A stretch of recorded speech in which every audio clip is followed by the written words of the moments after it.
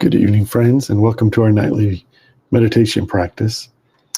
As I do each night, I will start the night with paying homage to the Buddha, and then we'll get into the discussion that I wish to have tonight concerning the Perfect Enlightenment Sutra, duality and non-duality, and Taoism, the way, the Chinese philosophy as it is integrated into the Zen tradition. So those will be my items for both discussion and meditation tonight. So let's start with paying homage to the Buddha. Namo tassa bhagavato arahato samma sambuddhassa. Namo tassa bhagavato arahato samma sambuddhassa. Namo tassa bhagavato arahato samma sambuddhassa.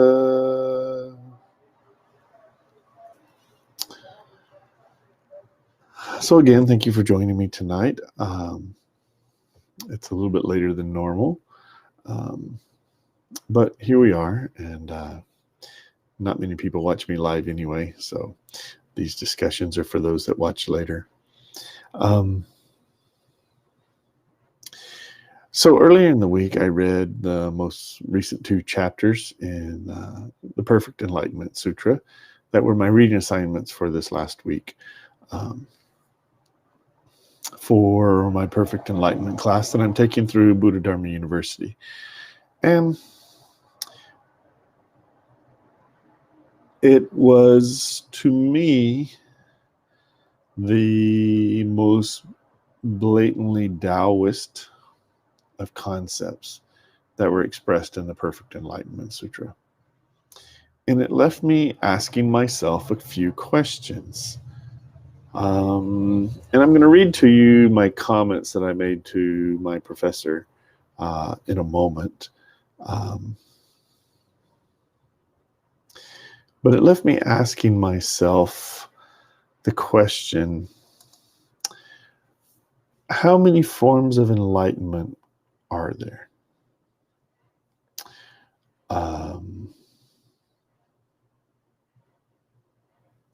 I ask that because clearly the Perfect Enlightenment Sutra has foundations primarily in Taoism and not in the Indian Buddhist teachings that came forth from the time of the historical Buddha, Sakyamuni Buddha. The concepts are clearly Oriental.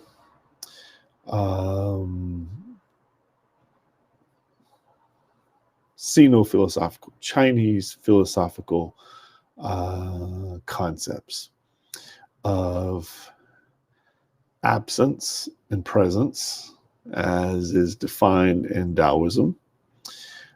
There is no discussion whatsoever of the Four Noble Truths or the Noble Eightfold Path.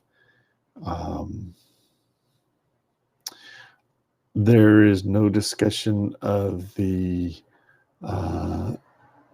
Buddha's teachings on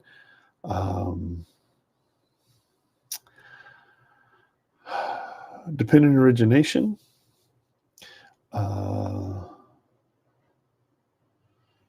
and so it leaves me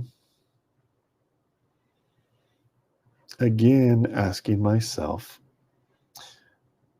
if one follows the guidance and teachings of the Perfect Enlightenment Sutra, which are in essence a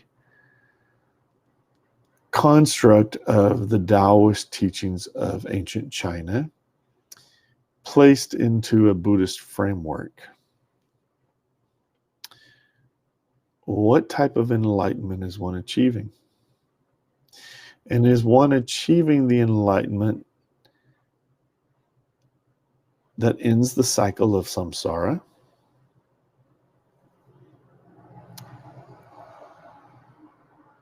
Or what exactly is one achieving?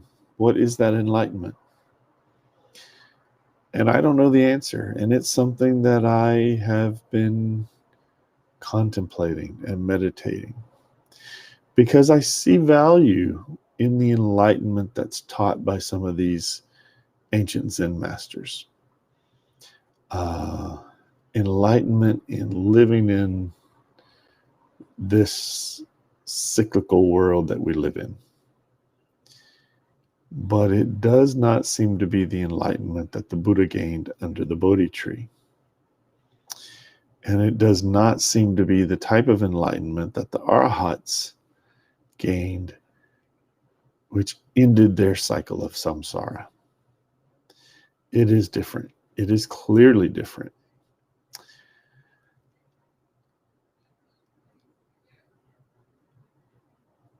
And so in the non-dualistic version of Buddhism, as adopted in a Chan Zen order,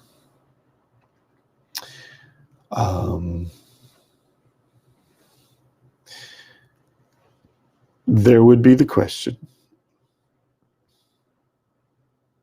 how many types of enlightenment are there? And the answer would be not two.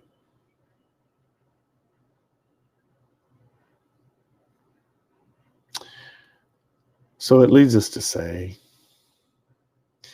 is there one type of enlightenment? Yes, we know there is one type of enlightenment that the Buddha found under the Bodhi tree. But not two simply means it's not dualistic. It doesn't mean there are not 3, 4, 5, 6, 10, 100. It just means it's not two.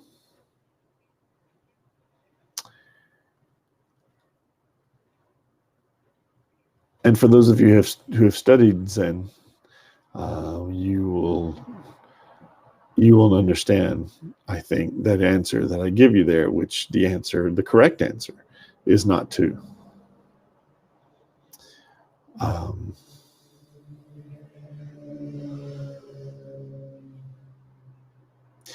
But I'm asking myself, because I wonder then,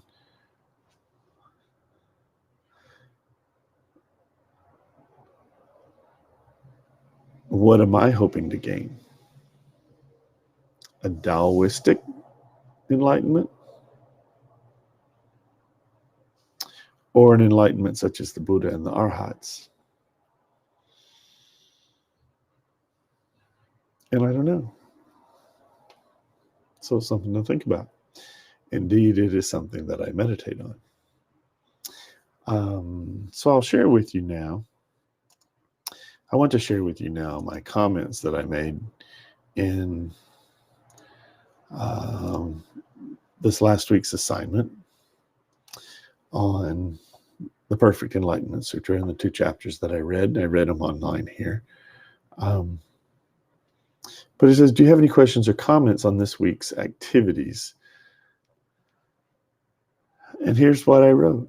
This week's reading seems to be the most blatantly apocryphal and remote from any of the early Indian teachings of Sakyamuni Buddha. I am not stating that the Dharma propounded in these chapters is not instructive in leading one to liberation, but the idea that there is in a supramundane reality neither samsara nor nirvana, liberation nor non-liberation, is not consistent with the ancient teachings attributed to Sakyamuni Buddha. The Buddha clearly taught, and this is aside from my comments and my writings here, the Buddha clearly taught that there is nirvana and that there is samsara. The Perfect Enlightenment Sutra clearly teaches there is neither samsara nor nirvana because they are one. And that is Taoist, not Buddhist. So I continue. I think that the notion that the Buddha's attainment under the Bodhi tree was only a realization that there was never anything to attain is inconsistent with anything the Buddha ever taught. So the question that arises to me is this: is it really Buddhist philosophy that is expressed in the Perfect Enlightenment Sutra, or is it a Chinese philosophy of enlightenment with few or any roots in the ancient Indian text?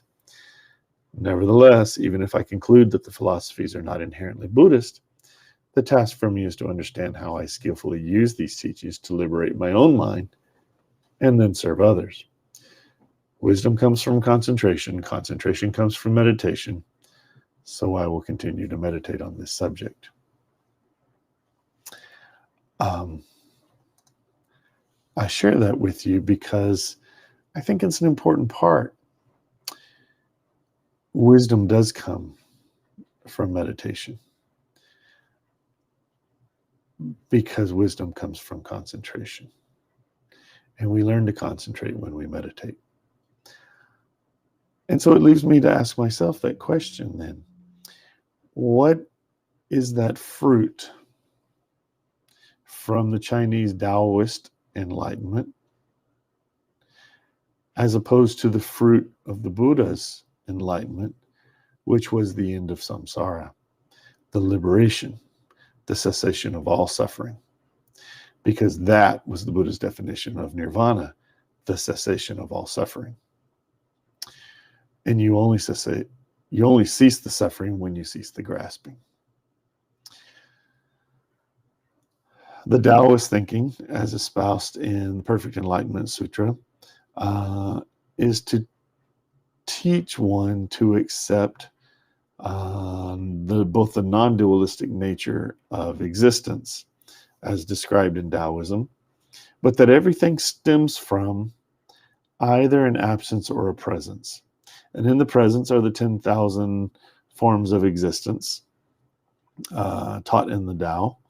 And in the absence is where there is nothing, but from which all of that springs, which is more than just emptiness. So it really creates an interesting philosophical plight for me as a Buddhist. And how do I balance the teachings of the historical Buddha with the philosophy of ancient China when the two are actually not relating the same philosophy? So we have two competing philosophies, all under the name of Buddhism. And it's an interesting dilemma that I face. And I look forward to Master Miyota's return. She's very knowledgeable and insightful. And I look forward to our next discussion that she and I have on balancing philosophies of enlightenment that are clearly Buddhist and clearly non-Buddhist, but have been given Buddhist names because that is the convenient vehicle in which they fit.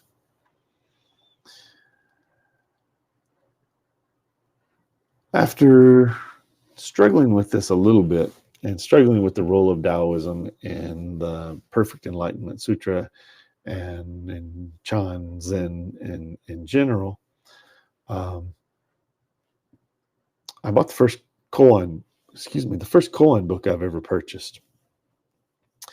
And it is the No Gate. I think that's the name of it. Sometimes translated as the Gateless Gate. But in that, there is a famous koan, which is used in the West, but never properly translated into its Taoist terms as were originally used in Chinese. And the first koan in there goes like this. A student asked the Zen master, "Does a dog have Buddha nature?" To which the Zen master responded, "No." And yet, there comes the dilemma. Because in English, the answer is no. In Chinese, the answer is wu. And wu means more than no. Wu, in a Taoist sense, means absence. And absence is the well from which all presence springs forth. And presence in Taoism is the existence of everything. So when he answered Wu, the Zen master was answering in the Taoist sense, absence. So does a dog have Buddha nature? The answer is absence, which is very different than the English translation of no. And it's also very different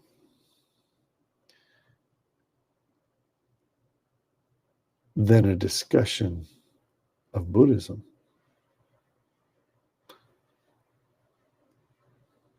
Because although the question is framed, does a dog have Buddha nature?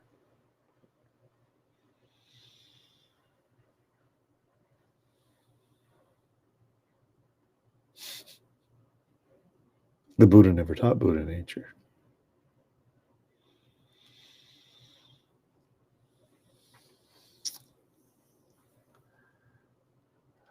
The Buddha taught the path to liberation.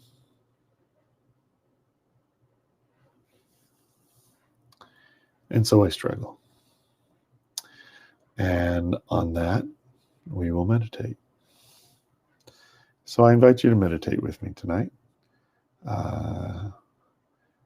and contemplate, how many enlightenments are there? And the only real answer I can give you is not two.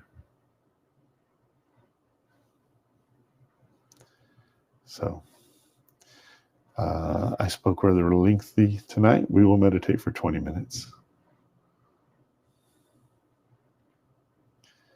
And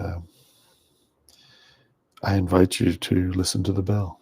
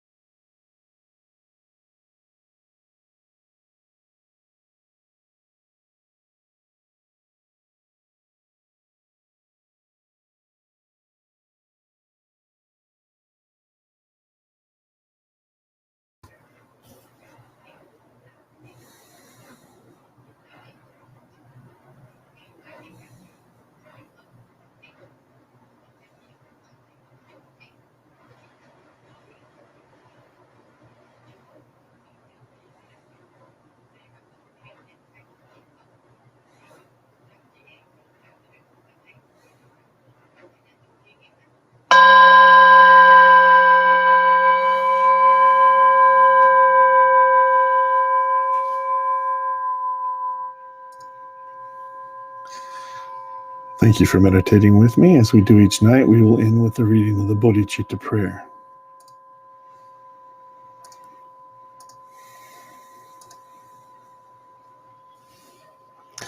The Bodhicitta prayer.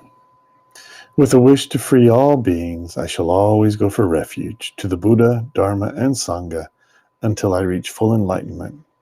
Enthused by wisdom and compassion, today in the Buddha's presence, I generate the mind for full awakening for the benefit of all sentient beings. As long as space remains, as long as sentient beings remain. Until then, may I too remain and dispel the miseries of the world. Again, thank you for meditating with me tonight, and I hope to see you again soon. Good night.